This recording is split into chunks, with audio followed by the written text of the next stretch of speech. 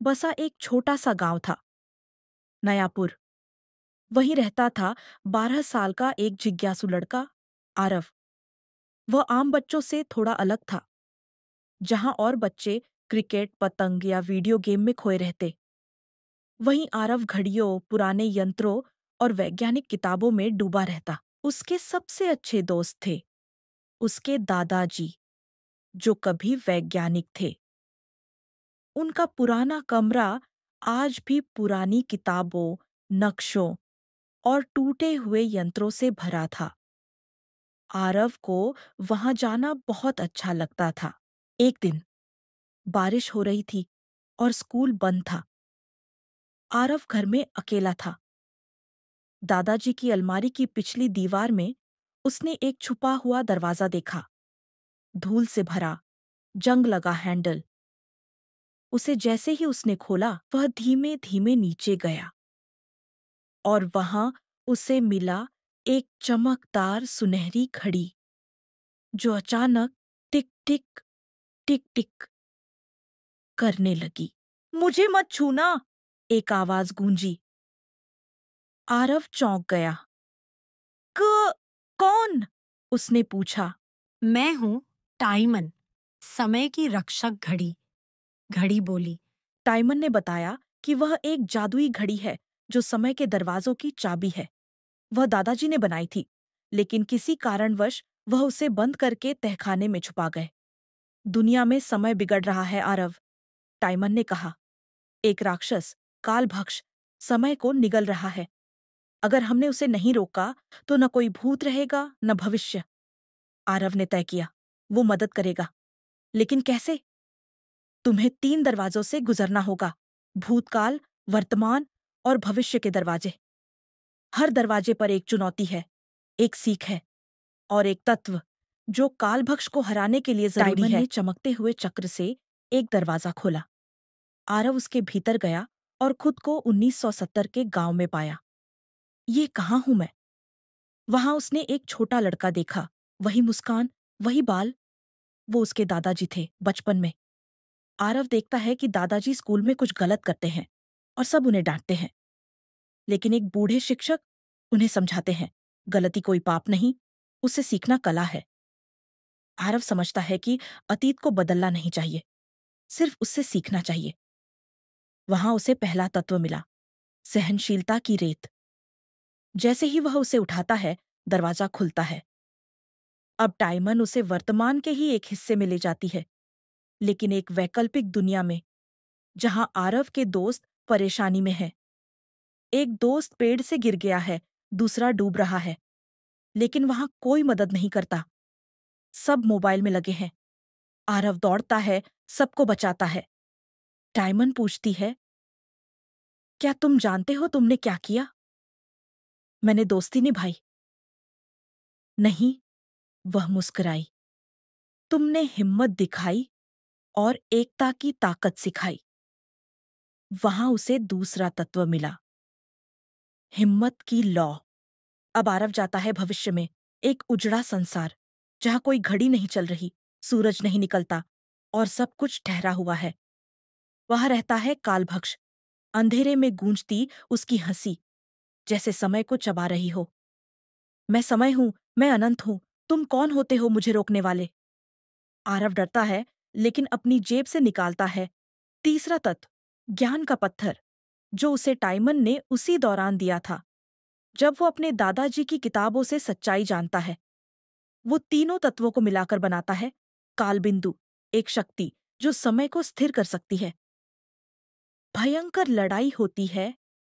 कालभक्ष आरव को निगलने ही वाला होता है कि टाइमन आगे आकर बलिदान दे देती है और समय का पहिया फिर से घूमने लगता है। आरव घर लौटता है। सब कुछ सामान्य है, लेकिन अब वो बदल चुका है। वो पहले से ज्यादा संवेदनशील, जागरूक और बहादुर हो गया है। वह अपने कमरे में घड़ी की टूटी हुई चेन को टांग देता है, एक याद की तरह। कहानी का अंतिम संवाद। जो समय को समझता है, वही जीवन को जीता है। बहुत समय पहले की बात है। एक साहसी युवक था, अर्जुन। उसे नई जगहों को तलाशने और रहस्यों की गहराई में जाने का शौक था। एक दिन उसे एक पुरानी किताब मिली जिसमें एक रहस्यमयी टापू का जिक्र था, मौन टापू, जहां न कोई बोलता है न कोई आवाज होती है, लेकिन वहां अपार खजाना छुपा है। अर्जुन ने तय किया कि वह इस टापू की सच्चाई जानेगा। बहुत समय पहले की बात है। अर्जुन एक छोटी नाव लेकर समुद्र की ओर चल पड़ा। कई दिन और रातें गुजर गईं। कभी तूफान आया, कभी लहरें नाव को डुबोने लगी, लेकिन अर्जुन ने हार नहीं मानी। आखिरकार एक धुंध से ढका हुआ टापू उसकी आंखों के सामने आया। चारों ओर खामोशी थी, इतनी कि अर्जुन को अपनी सांसें भी तेज लगने लगी। अर्जुन एक छोटे टापू पर कदम रखते ही अर्जुन को अजीब सा एहसास हुआ। वहां न पक्षियों की चहचहाहट थी, न पेड़ों की सरसराहट, सब कुछ एकदम शांत। अर्जुन आगे बढ़ा तो उसे एक पत्थर की दीवार मिली, जिस पर लिखा था, जो सच को दिल से चाहे वही खजाने तक पहुंचे, मौन को समझे वही इस द्वार को खोले। अर्जुन ने ध्यान से देखा। दीवार पर एक गोल छेद था। वह चुपचाप वहां बैठ गया और सोचना शुरू किया। तभी उसे समझ आया, यह द्वार आवाज से नहीं, मौन से खुलता है। उसने आंखें बंद की, मन शांत किया। कुछ देर बाद दीवार से एक हल्की सी रोशनी निकली और द्वार खुल गया। भीतर एक बड़ी गुफा थी, जहां अनगिनत सोने चांदी के सिक्के और रत्न थे। लेकिन साथ ही वहां एक पत्थर पर एक चेतावनी खुदी हुई थी, यदि लालच से लिया गया एक भी रत्न तो टापू हमेशा के लिए तुम्हें कैद कर लेगा। अर्जुन मुस्कुराया और बोला, मैं केवल सच्चाई जानने आया था, खजाना मेरा उद्देश्य नहीं। उसने कुछ भी नहीं लिया।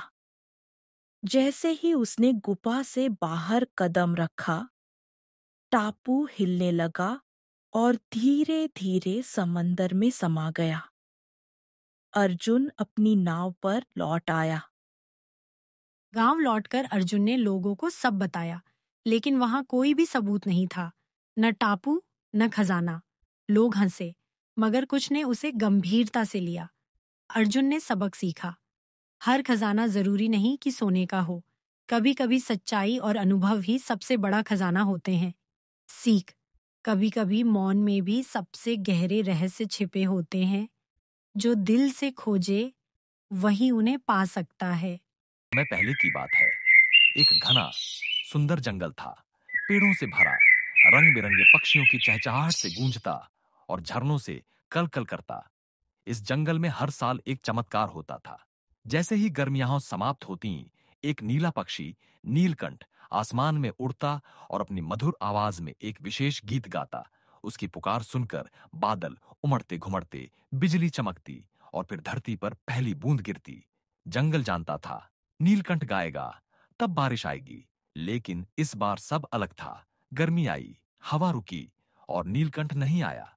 धीरे धीरे पेड़ मुरझाने लगे, तालाब सूख गए, जानवर प्यासे रहने लगे, जंगल की सांसें थम सी गईं। बूढ़े भालू दादा ने पेड़ के नीचे बैठते हुए लंबी सांस ली। अब क्या होगा? बिना नीलकंठ के तो बारिश नहीं आएगी। सभी जानवर चुप थे। तभी एक कोने से धीमी सी आवाज आई, अगर नीलकंठ नहीं आया तो मैं उसे ढूंढने जाऊंगा। सभी ने पलटकर देखा। यह आवाज थी गोलू की, एक छोटा सा मासूम हिरण। वह सबसे नन्हा था, पर उसकी आंखों में चमक थी। तू? भालू दादा बोले। तू तो अकेले जंगल पार नहीं कर सकता बेटा। गोलू मुस्कुराया। अगर हम सब डरते रहे तो बारिश कैसे आएगी? और बिना किसी से और कुछ कहे अगली सुबह वह अपनी छोटी सी पोटली उठाकर निकल पड़ा नीलकंठ की खोज में। गोलू का सफर आसान नहीं था। पहले वह एक सूखी घाटी से गुजरा, जहां पत्थरों और कांटों से उसका पैर छिल गया। फिर एक चौड़ी नदी आई। वह तैर नहीं सकता था, लेकिन तभी एक बूढ़ा मगरमच्छ आया और बोला, अगर तू नीलकंठ को खोजने जा रहा है तो मेरी पीठ पर चढ़ जा बेटा। गोलू चौंका। तुम्हें कैसे पता? मगरमच्छ मुस्कुराया। जिसके इरादे सच्चे हों उसकी राह खुद बनती है। रास्ते में एक बड़े पीपल के नीचे उसे नागिन सुरसा मिली। रुको, वह फुफकारी, जो मेरी पहेली हल करेगा वही आगे जाएगा। सुरसा बोली, मैं खुद जलती हूं, पिघलती हूं पर जीवन लाती हूं, बताओ मैं कौन हूं? गोलू कुछ पल सोचता रहा, फिर बोला, बादल। नागिन मुस्कुराई, सही कहा, जा गोलू, नील पर्वत तेरा इंतजार कर रहा है। गोलू चढ़ता रहा जब तक कि वह चोटी तक नहीं पहुंच गया। वहां चट्टान पर अकेला बैठा था नीलकंठ। उसके पंख धुंधले हो चले थे और आंखें थकी हुई थीं। गोलू धीरे से पास गया। तू तो अकेले जंगल। नीलकंठ, जंगल तुम्हें ढूंढ रहा है, सब प्यासे हैं, बारिश नहीं आई। नीलकंठ ने उदास होकर कहा, हर साल मैं गाता हूं, किसी ने धन्यवाद तक नहीं कहा। सबने मान लिया कि मैं हमेशा रहूंगा। मैं थक गया हूं। गोलू कुछ देर चुप रहा, फिर बोला, हमें माफ कर दो, हम समझ नहीं पाए, लेकिन इस बार हम बदलेंगे। हम तुम्हारी कदर करेंगे, बस हमें एक और मौका दो।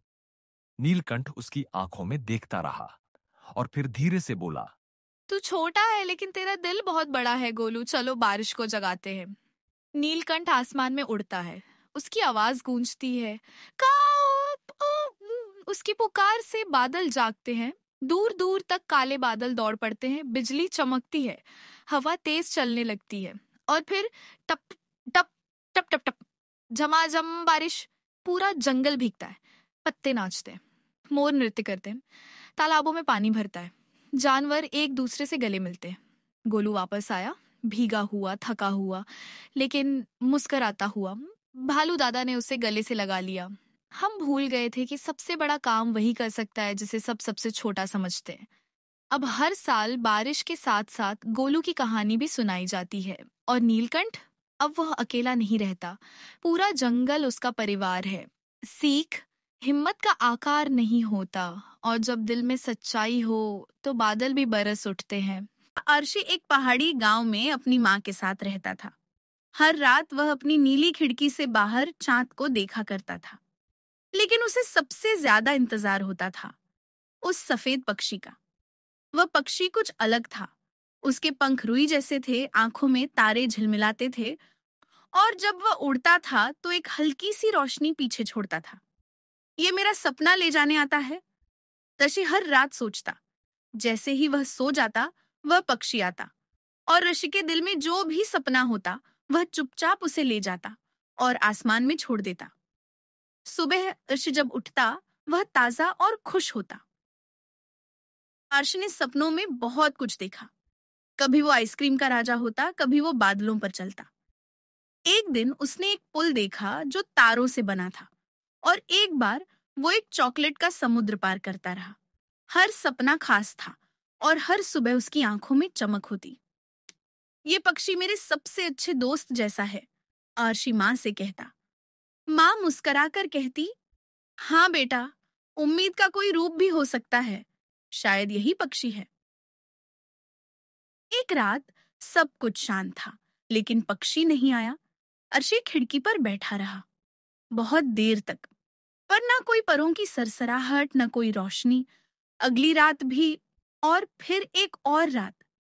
अर्शी के सपने अब नहीं उड़ते थे। वह चुप हो गया, उदास भी। शायद वो मुझे भूल गया, उसने सोचा। एक दिन उसने माँ से पूछा, माँ, क्या सपनों का पक्षी चला गया? माँ ने उसका माथा सहलाते हुए कहा, नहीं बेटा, शायद अब वो चाहता है कि तुम खुद उड़ना सीखो। अर्श चौंका, पर मैं कैसे? अपने सपनों को सोचो, उन्हें कागज पर लिखो, उन्हें बनाओ, गाओ, बोलो। सपनों को पंख हमारी सोच देती है बेटा। उस रात आरशी ने खिड़की बंद कर दी। अब वो बाहर नहीं देख रहा था, अब वो अपने भीतर देख रहा था।